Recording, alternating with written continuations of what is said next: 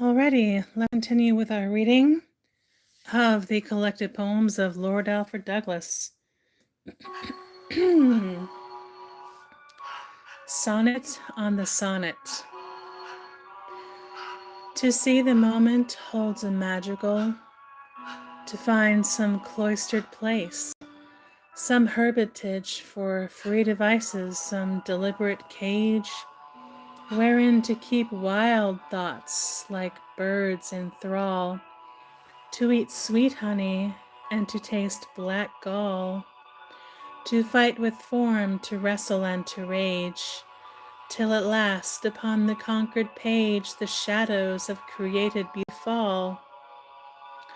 This is the sonnet. This is all delight of every flower that blows in every spring, and all desire of every desert place. This is the joy that fills a cloudy night, when bursting from her misty following, a perfect moon wins to an empty space. Sonnet on the sonnet. Of course, Shakespeare wrote a lot of sonnets. Oscar was obsessed with Shakespeare. Shakespeare read Ovid, which I'm planning on reading for you after this at some point. A Triad of the Moon. Last night my window played with one moonbeam, and I lay watching till sleep came and stole over my eyelids, and she brought a shoal of hurrying thoughts that were her troubled team.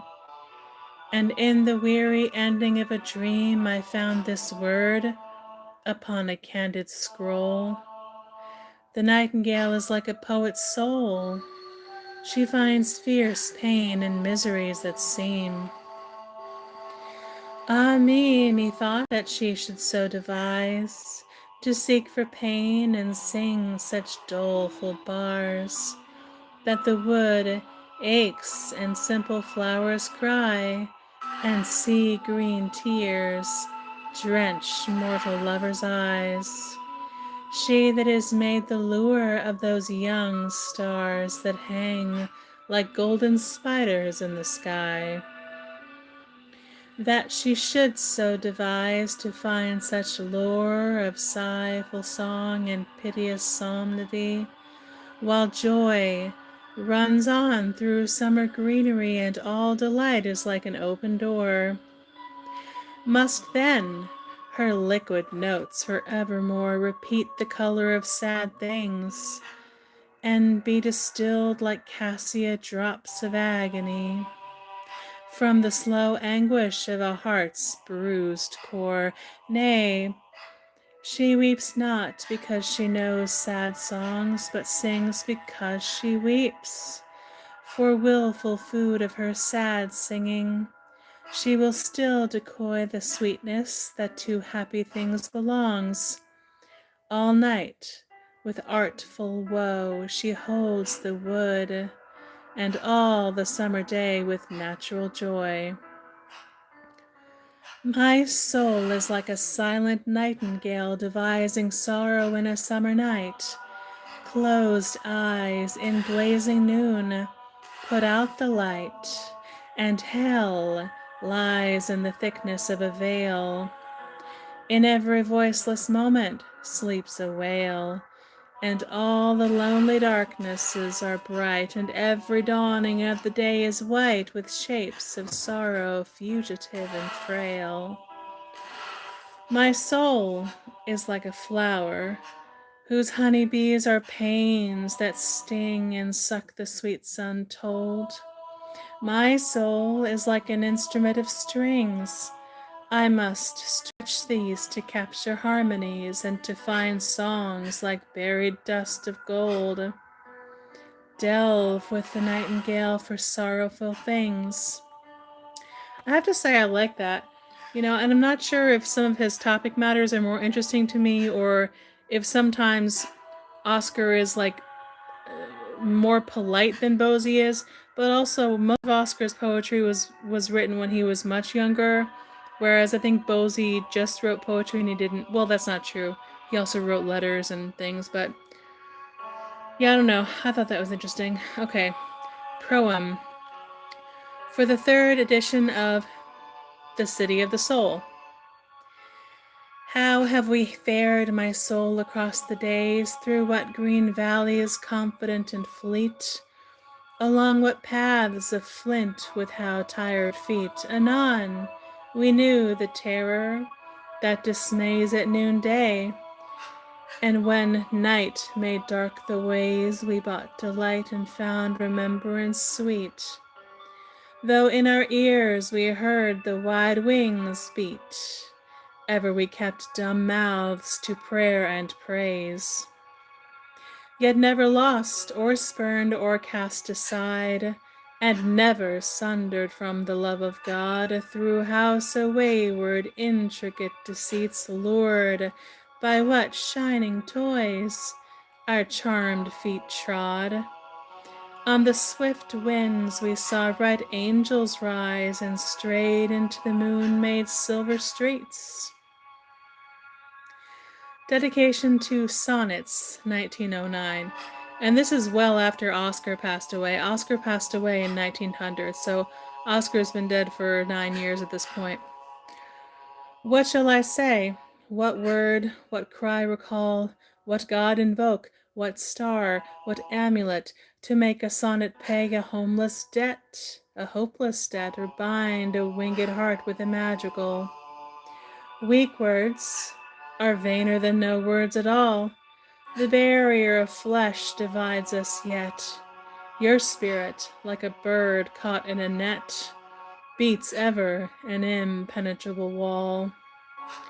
This is my book, and there as in a glass darkly beheld the shadow of my mind, wavers and flickers like a flame of fire, so through your eyes it may be it will pass, and I shall hold my wild shy bird confined in the gold cage of shadowless desire. So there's something about vanity in here. What was it? Weak words are vainer than no words at all. Well, Bosie knows something about vanity. Let's just put it that way. The Dead Poet. Ooh, I wonder if he's talking about Oscar here. Probably. I dreamed of him last night. I saw his face all radiant and unshadowed of distress. And as of old, in music measureless, I heard his golden voice and marked him trace under the common thing the hidden grace, and conjure wonder out of emptiness, till mean things put on beauty like a dress, and all the world was an enchanted place. And then, methought outside a fast locked gate, I mourned the loss of unrecorded words, forgotten tales and mysteries half said, wonders that might have been articulate, and voiceless thoughts, like murdered singing birds. And so I woke, and knew that he was dead. Yeah, let's talk about,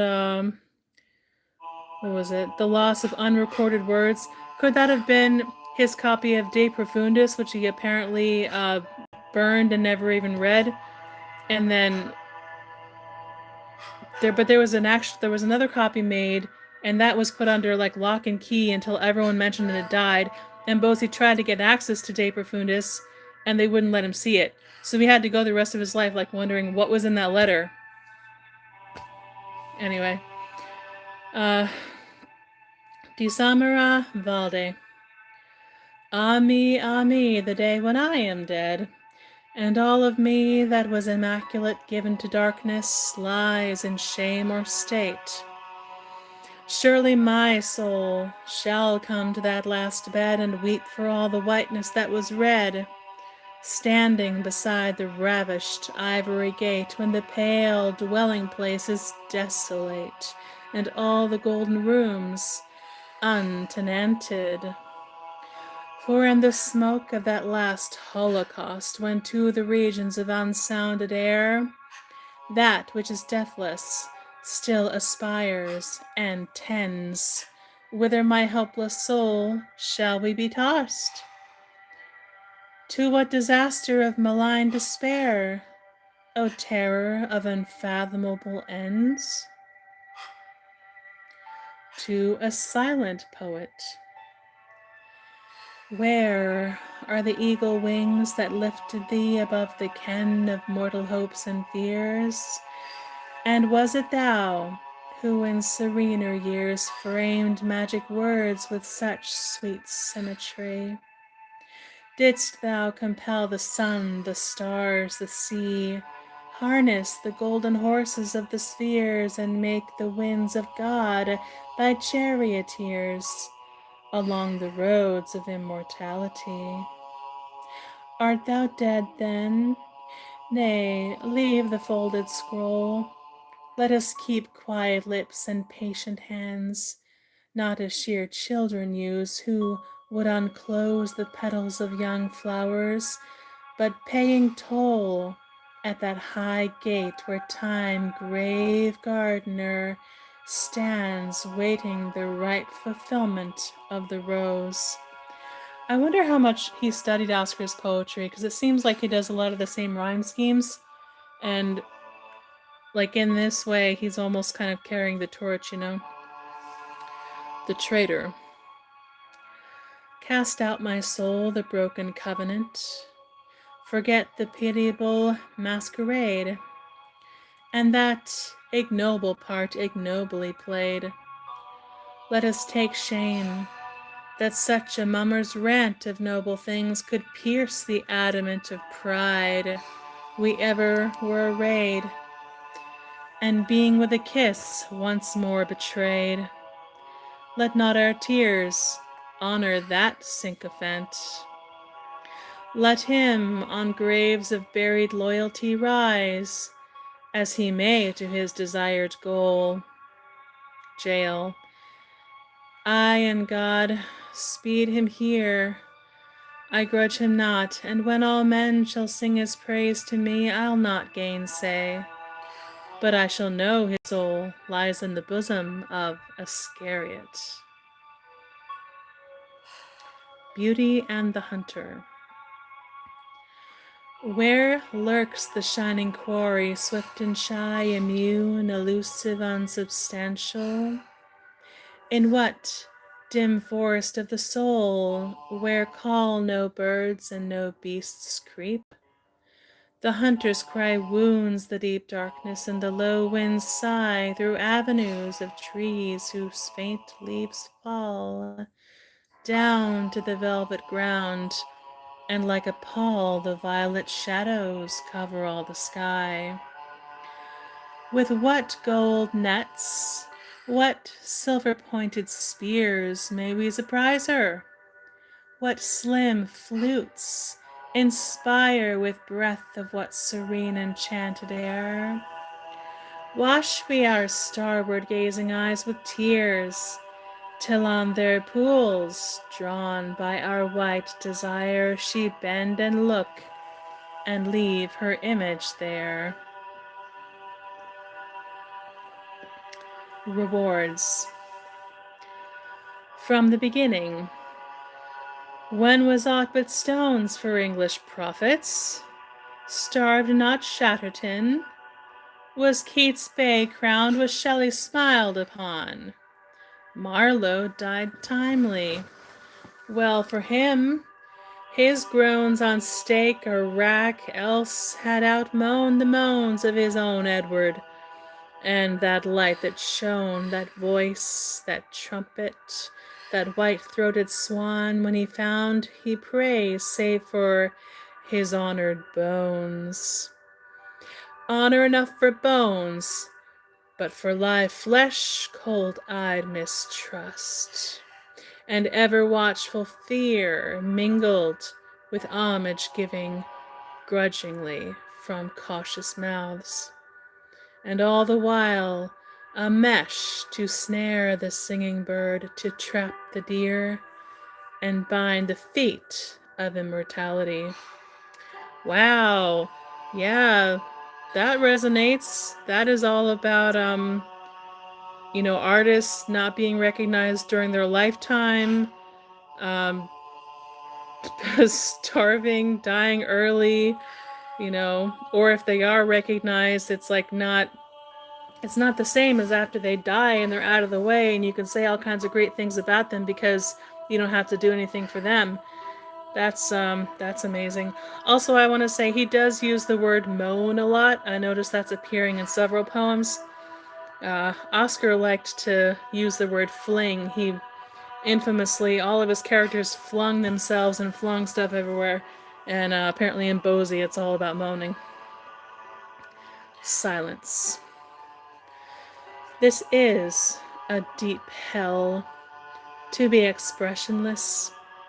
To leave emotion inarticulate. To guess some form of love or joy or hate shadowed in an imperial loveliness.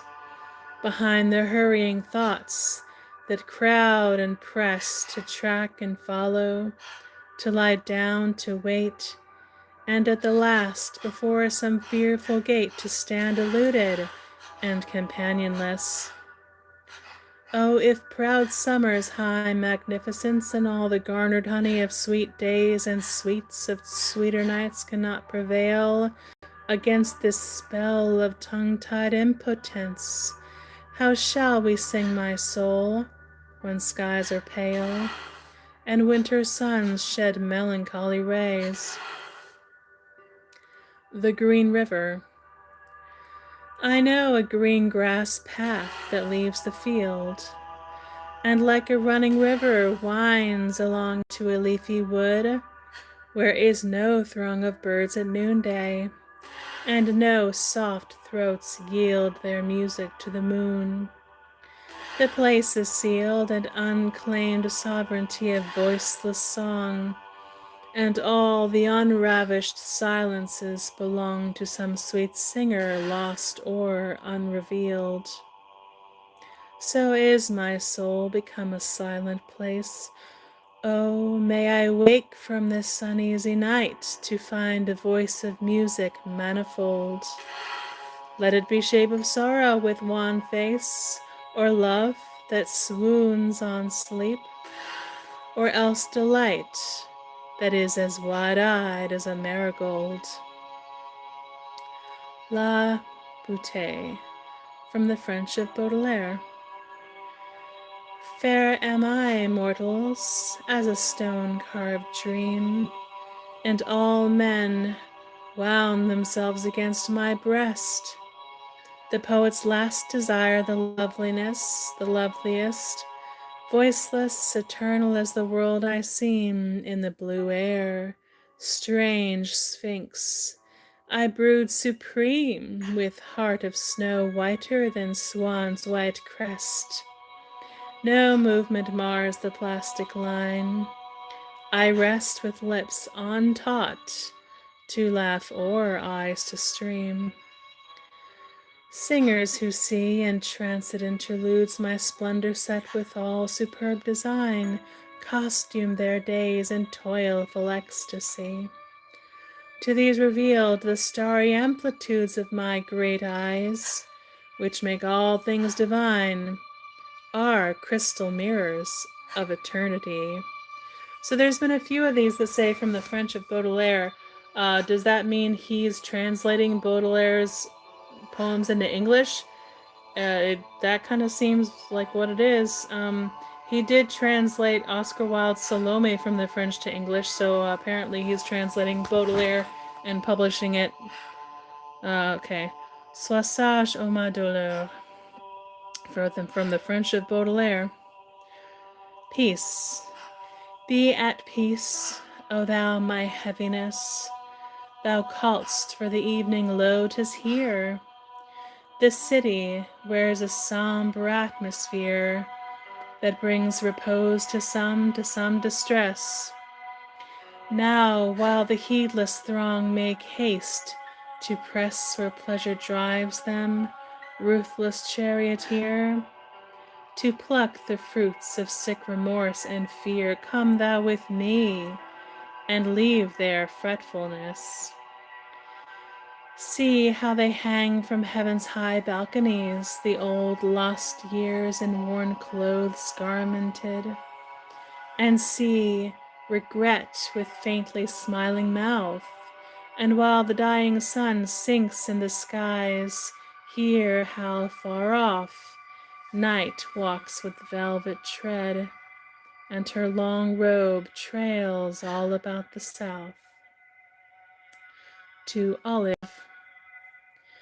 When in dim dreams I traced the tangled maze of the old years that held and fashioned me, and to the sad assighs of memory from the wan roads and misty time-trod ways, the timid ghosts of dead forgotten days gather to hold their piteous colloquy. Chiefly my soul bemoans the lack of thee in those lost seasons empty of thy praise. Yet surely thou wast there when life was sweet, we walked knee-deep in flowers, and thou wast there when in dismay and sorrow and unrest, with weak bruised hands and wounded bleeding feet, I fought with beasts and wrestled with despair, and slept, how else, upon thine unseen breast. I have been profligate of happiness and reckless of the world's hostility. The blessed part has not been given to me, gladly to suffer fools. I do confess I have enticed and merited distress, by this that I have never bowed the knee before the shrine of wise hypocrisy, nor worn self-righteous anger like a dress. Yet write you this, sweet one, when I am dead. Love like a lamp swayed over all his days, and all his life was like a lamp-lit chamber, where is no nook, no chink unvisited by the soft effluence of golden rays, and all the room is bathed in liquid amber. Long, long ago you lived in Italy. You were a little princess in a state where all things sweet and strange did congregate, and in your eyes was hope or memory or wistful prophecy of things to be. You gave a child's blank no to proffered fate, then became grave and died immaculate, leaving torn hearts and broken minstrelsy. But love that weaves the years on time's slow loom found you again reborn, fashioned and grown to your old likeness in these harsher lands. And when life's day was shadowed in deep gloom, you found me wandering, heartsick and alone, and ran to me and gave me both your hands. My thoughts, like bees, explore all sweetest things to fill for you the honeycomb of praise. Linger in roses and white jasmine sprays and marigolds that stand in yellow rings in the blue air. They moan on muted strings. And the blue sky of my soul's summer day shines with your light. And through pale violet ways birds bear your name in beatings of their wings. I see you, all bedecked in bows of rain, new showers of rain against new risen suns, new tears against a new light of shining joy. My youth, equipped to go, turns back again, throws down its heavy pack of years, and runs back to the golden house, a golden boy.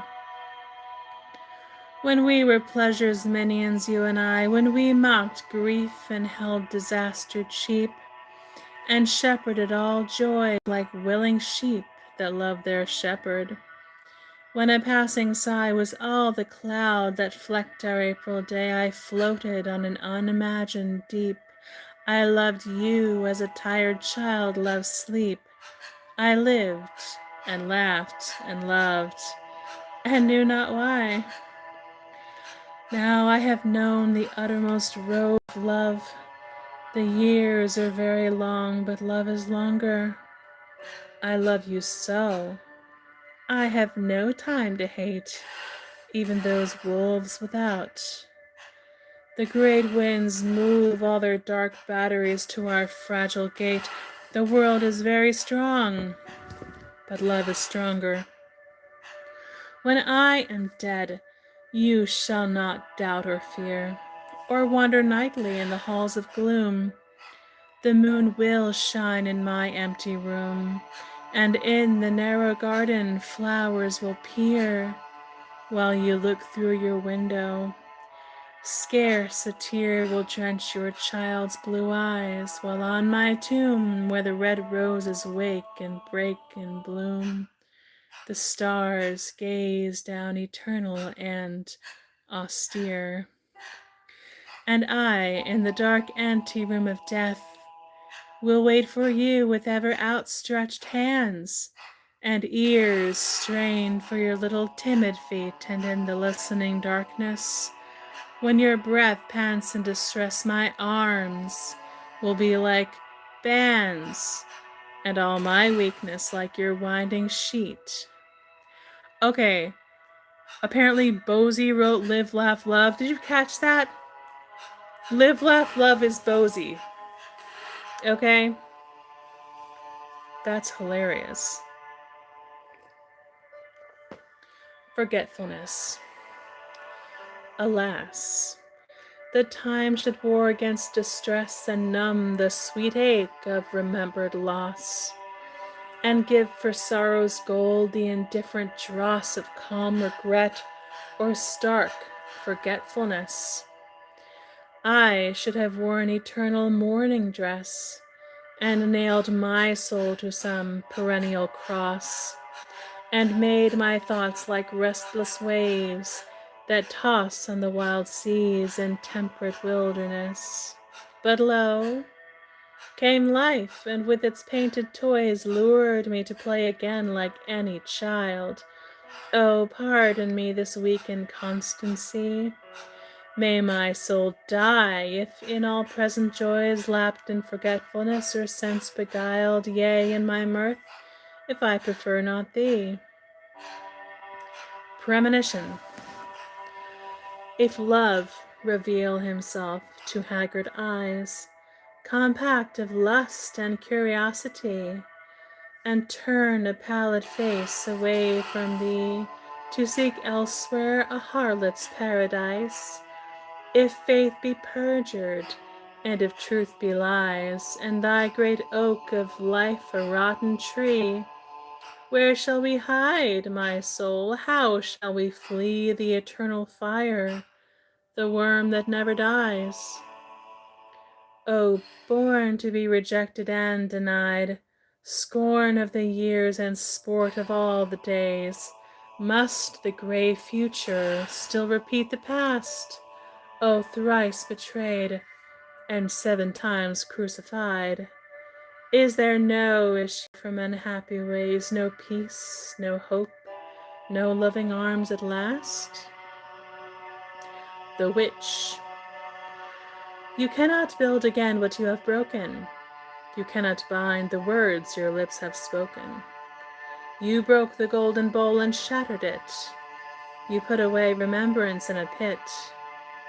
You sprinkled earth, you wove a spell and sang, and on its grave certain red lilies sprang. You watered them with a betrayed man's tears and found them fair.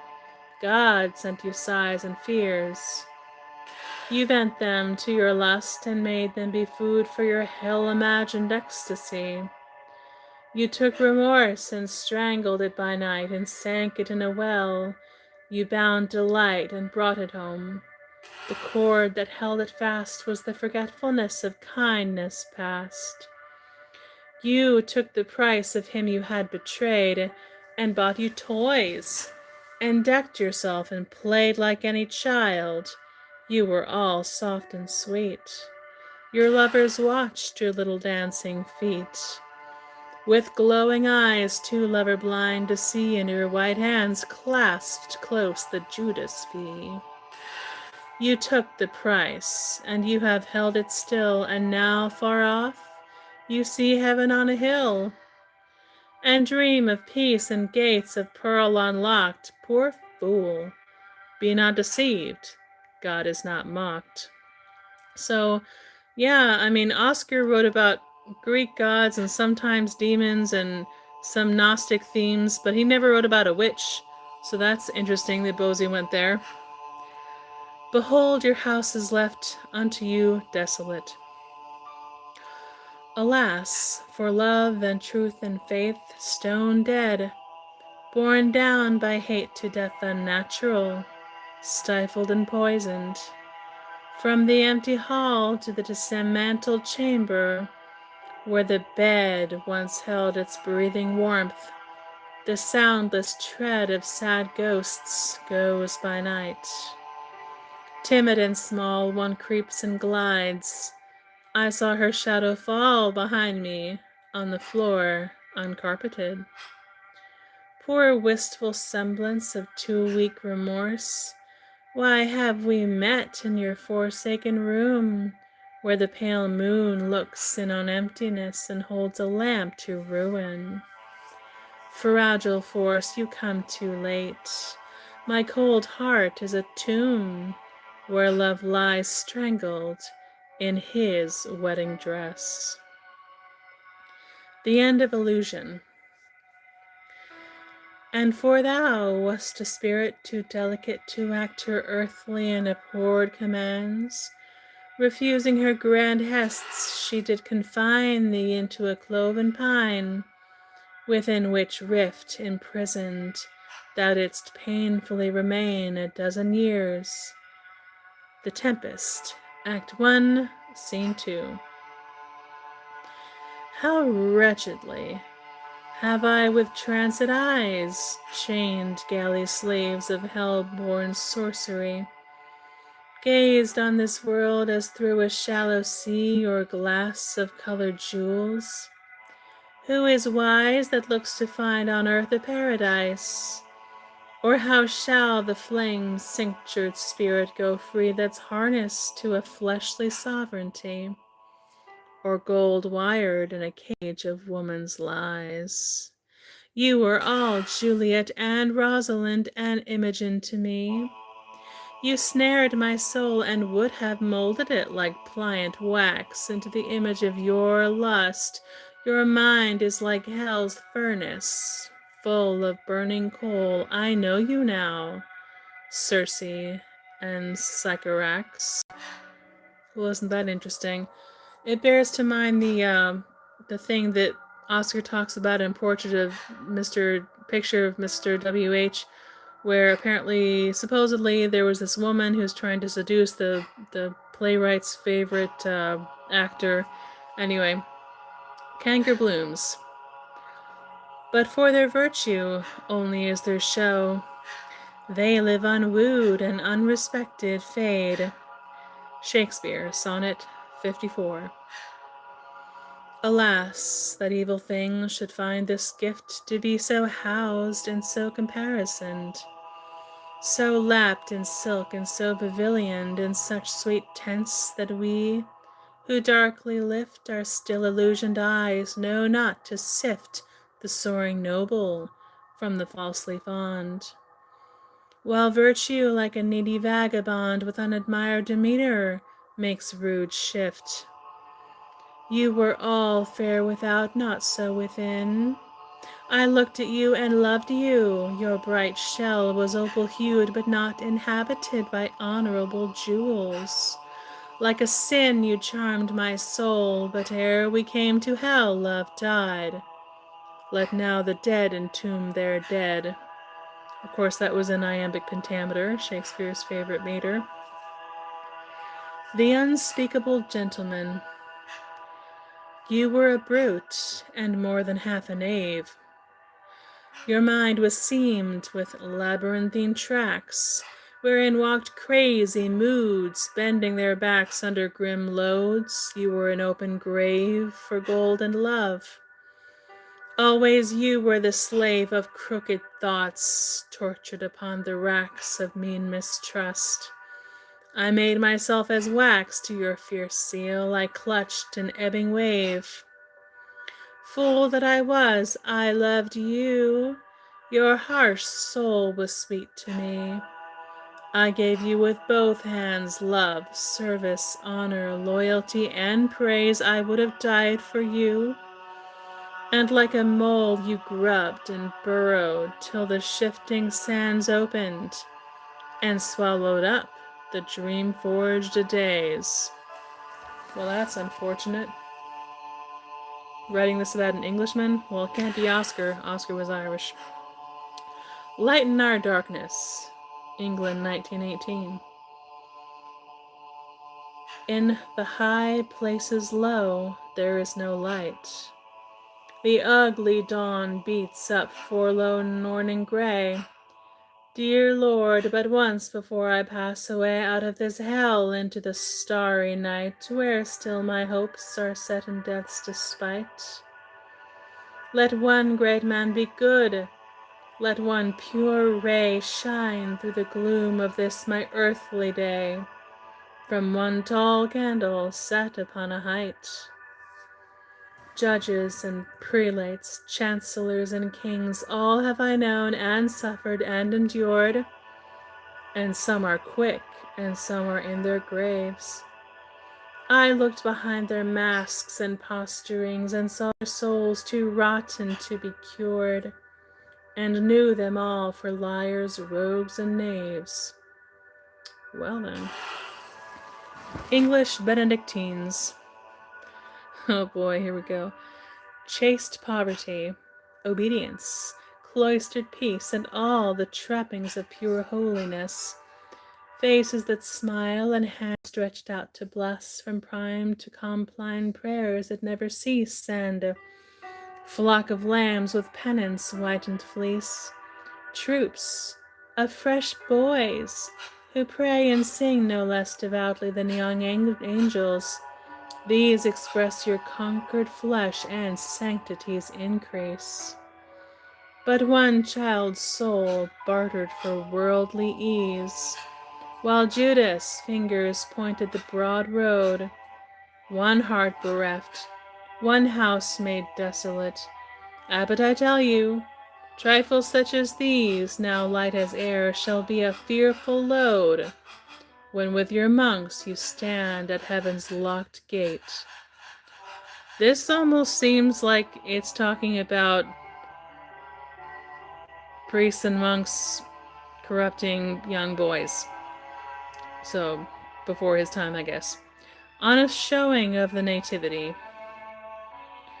See where she lies pale and serene and mild, our little Virgin, meek and innocent, the wistful oval of her face down bent upon the wonder of her newborn child. How frail the stable seems, how fierce and wild. Outside the intangible angel circle, blent in fearful hordes, the infernal armament, the dark battalions of the unreconciled. I saw the vision of our house of bread in liquid fire. It floated on the air. In the blue deeps of night, its shining trail was suddenly in milky radiance shed against the hope which God had planted there. Even the gates of hell shall not prevail. He talks about hell a lot, death and hell. Before a crucifix. What hurts thee most? The rods, the thorns, the nails, the crooked wounds that jag thy bleeding knees, can ever plummet, sound such mysteries? Is it perchance the thirst that most prevails against thy stricken flesh? Thy spirit quails most at the gall-soaked sponge. The bitter seas o'erflow with this. Nay, it is none of these. Lord, Lord, reveal it then, ere mercy fails. Is it thy mother's anguish? Search thine heart. Didst thou not pray to taste the worst with me, O thou of little faith? Incarnate Word, Lord of my soul, I know it is the part that Judas played. This have I shared with thee, by wife, child, friend betrayed. Thy prayer was heard. He also talks about Judas a lot. and betrayal. And you know what? I think that might be the end of the book. Oh wait, there seems to be some sort of essay at the back. Let's see what this is. Good poetry is made up of two things, style and sincerity. Both are requisite in equal degrees.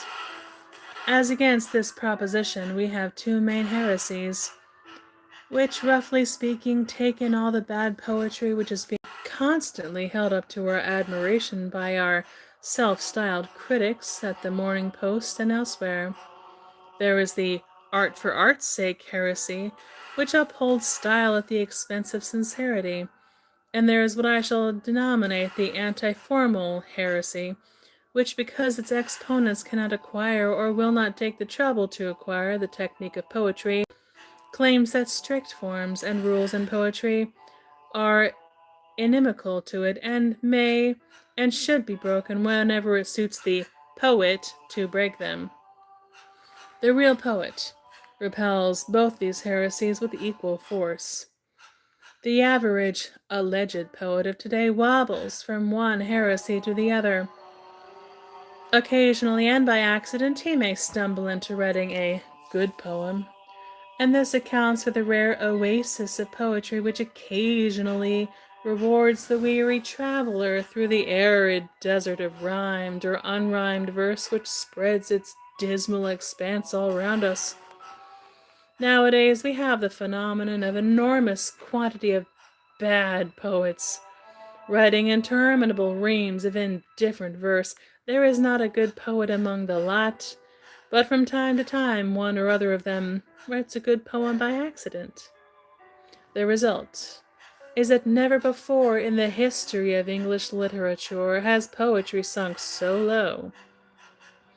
When a nation which has produced Shakespeare and Marlowe and Chaucer and Milton and Shelley and Wordsworth and Byron and Keats and Tennyson and Blake can seriously lash itself into enthusiasm over the puerile crudités, when they are nothing worse, of a Rupert Brooke, it simply means that poetry is despised and dishonored and that sane criticism is dead or moribund. The anti-formal heresy can be briefly dismissed. Carried to its logical conclusion, it denies the difference between poetry and prose.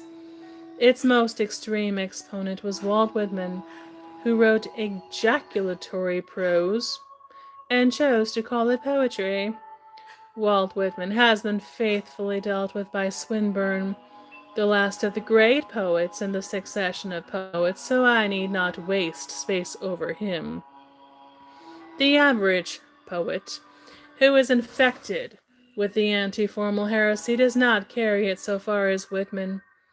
He is content to write decasyllabic lines with an occasional 11-syllabled line or an Alexandrine thrown in between them, and when remonstrated with he will say that he has done it on purpose to produce a certain effect, and as who should say, I always play a few false notes in a Chopin concerto. I do it on purpose to produce a certain effect.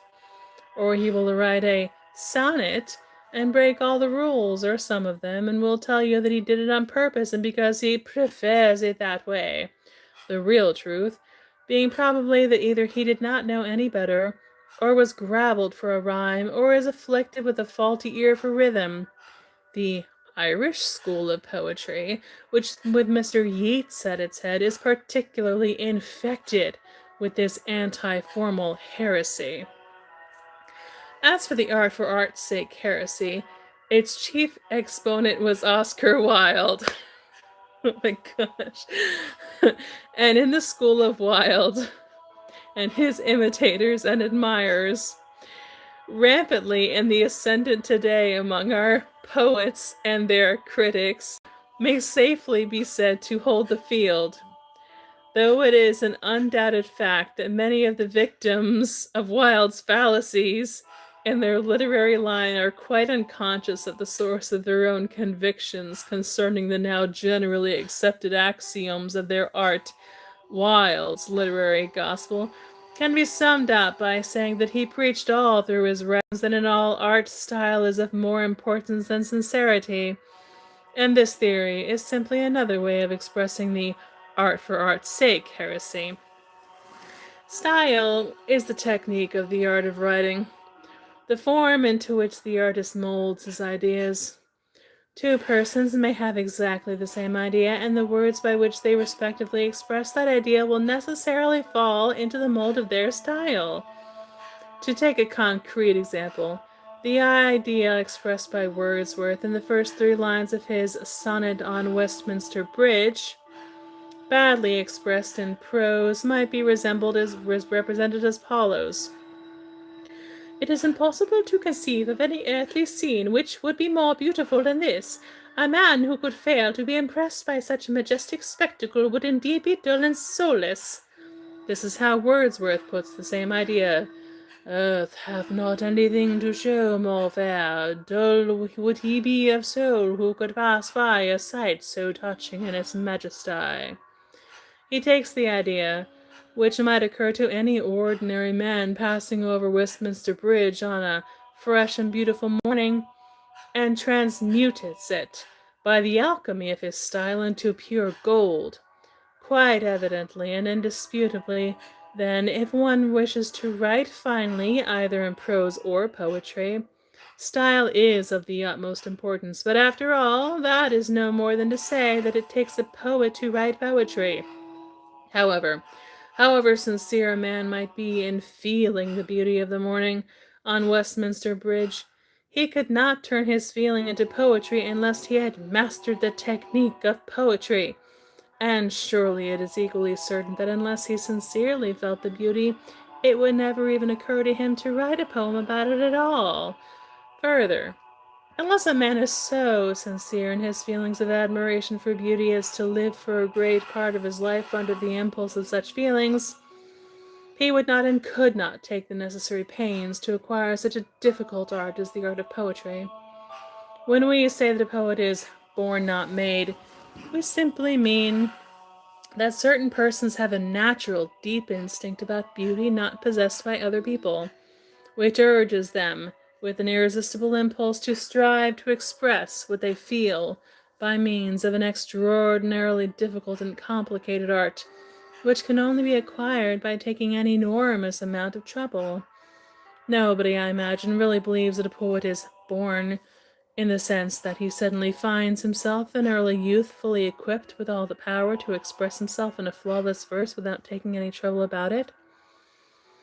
The poet, therefore, is one who puts into a beautiful form the expression of an overpowering emotion, and it follows that his emotion must be quite exceptionally deep and sincere, and that it is the motive power of his style, which without the emotion to inspire it would be as useless and as dumb as an unplayed violin.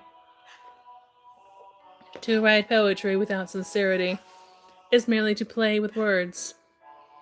But poetry is an affair of the spirit, and people who imagine that they are going to turn themselves into great poets by an inordinate admiration of beautiful material things or beautiful people, or are fostering the most puerile of delusions.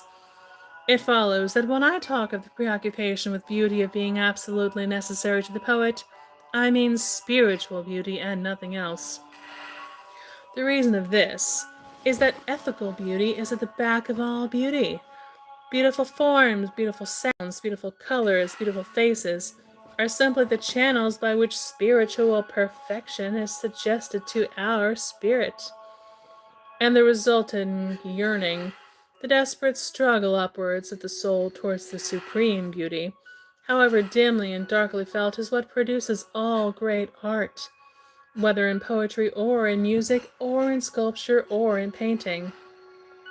That is why all really great art is founded on and springs from morality. Beauty in the sphere of the spirit is simply goodness in a greater or less degree. The difference between the highest art and art for art's sake corresponds to the difference between philosophy and sophistry. Having thus defined my conception of poetry and the poet, and having indicated what I take to be the two main heresies against which they are essentially opposed, I shall not, in the limited space at my disposal, attempt to follow those heresies into all their ramifications. To do justice to the subject would require a fairly lengthy book.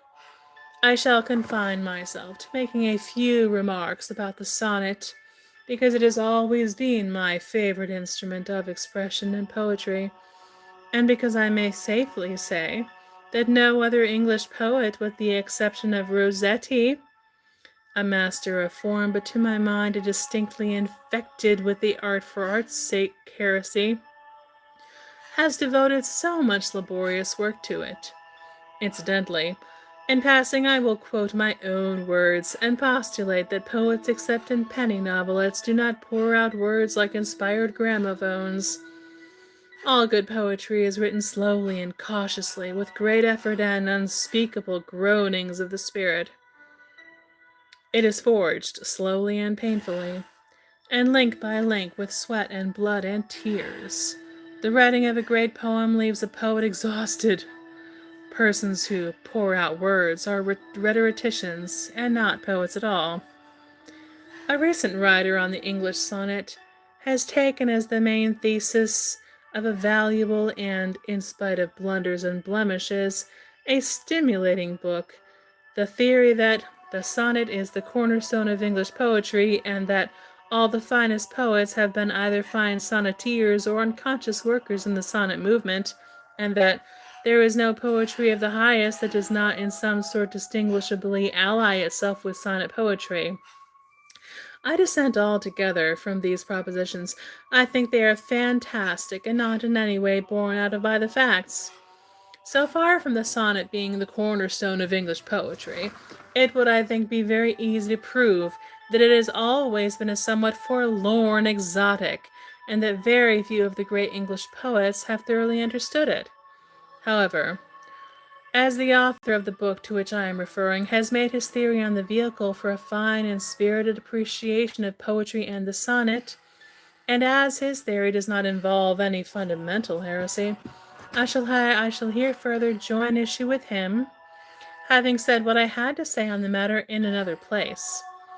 It is otherwise when I come to consider the attack which he has made on the rhyming of words ending with the E or EE sound and words ending in Y.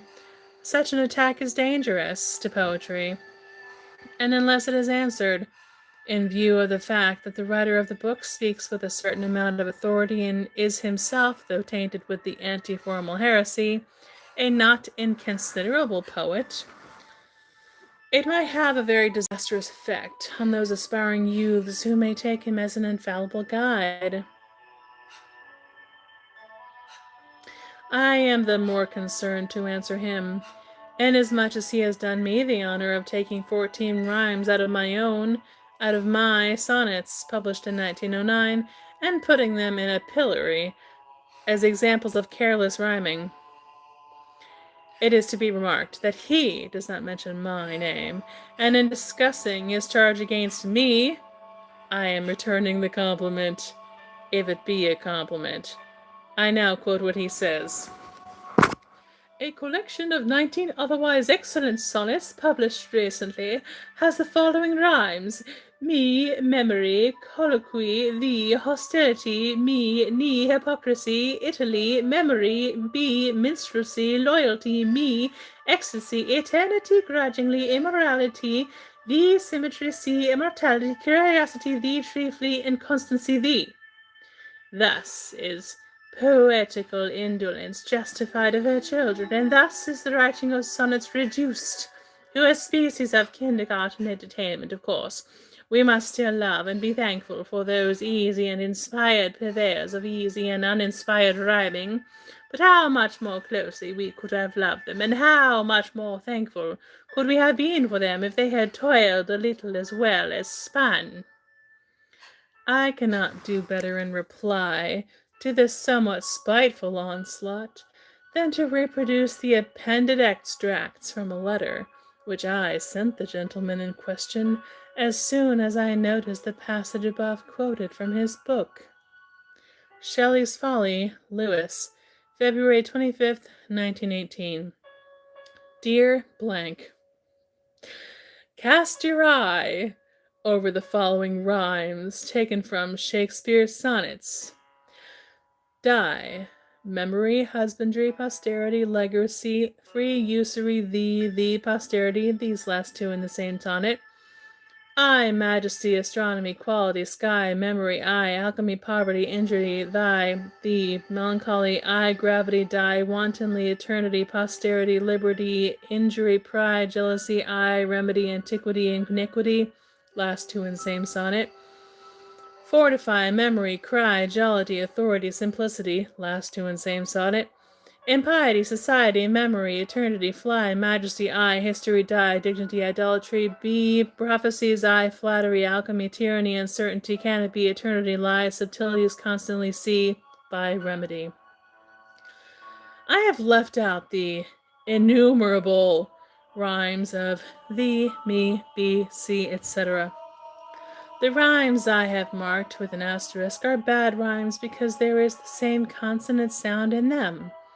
Nowhere in my sonnets have I marked with an asterisk are bad rhymes because there is the same consonant.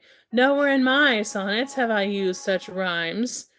And my rhymes, which you pilloried in your book, page 260, are every one of them correct, and in most cases beautiful and carefully thought out.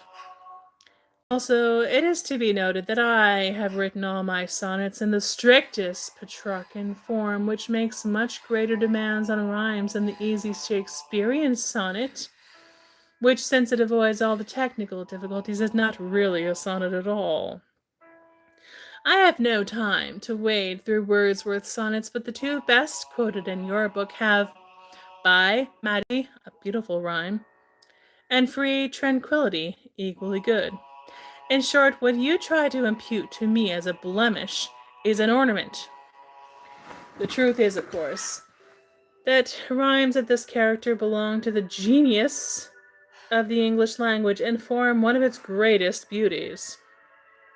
The frequency with which they have been used by all our greatest poets, without any exception whatever, is accounted for partly by their beauty and partly by the great quantity of words in our language which end with the E and Y sounds. In conclusion, I should like to point out that what I and the author of the book I have referred to call the strict Petrarchan form of the sonnet is, in my opinion, the best and the most beautiful. Personally, I have never used any other, and I was using it at least 15 years before the gentleman in question had either written a sonnet himself or set up as an authority on the subject. At the same time, it must be observed that there is no real authority for calling it the best form. The author of the book I have referred to is apparently not aware that Petrarch was not the inventor of the sonnet in Italy, and that even he, Petrarch himself, occasionally has a rhymed couplet at the end of his sextets. A little knowledge is a dangerous thing. As regards my own poems, which are now collected together in this volume, I should like to say that they comprise works scattered over a period of nearly 30 years. For the childish egoism and the dubious morality of such pieces as Apologia and Ode to My Soul, and one or two of the earlier sonnets, I hold no kind of brief, but at the same time I felt that while I might be justified in altering and revising faults of technique, it would be foolish to change the essential character of pieces which are representative of various stages of my development as a man and as a person, as a poet. Accordingly, I have left them exactly as they were written. Certain other poems of mine which appeared in an edition published in Paris in 1896 with a French translation, I have refrained from putting into this collected edition for the same reason which caused me to refuse to include them in The City of the Soul, published in 1899, third edition published 1911, and which impelled me to withhold permission for the republication of the entire Paris edition, which has been more than once urged on me by the Mercure de France, who were my first publishers. I am well aware that having written these poems, I cannot escape responsibility for them, and I have no kind of doubt that after my death they will eventually be reprinted. My reason for omitting them from this edition is that although there is no actual harm in them, they lend themselves to evil interpretations. And the fact that they have been so interpreted by those whose interest it has been to attack and defame me, and that they have actually been used against me in the law courts by the very persons who most applauded them at the time they were written, has given me a distaste for them, which such poetical merits as they may possess are insufficient to dispel. Alfred Bruce Douglas. Right. And that is the end of the book. So I do think it's funny.